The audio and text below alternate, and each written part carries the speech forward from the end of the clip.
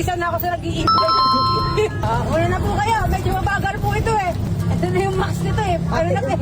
Lubog na yung pa ako eh. Kinat mo na, lubog na yan eh. Parang nakatras-atras ka. Para naman, walyar. Kasi nangyari ko makaka-overtake siya. Huwag na.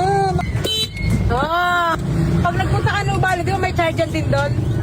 Doon mo din i-charge yun. May charging point din yun, di ba? Isa mga... Oo, pwede ba yun doon? Paano sabi mo? Iba yun. Iba ba yun? Ube. Tesla yard. Huwag ka na mag-overtake.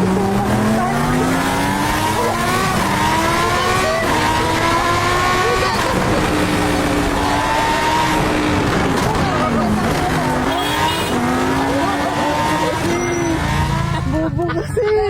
Di na sinantali tayo.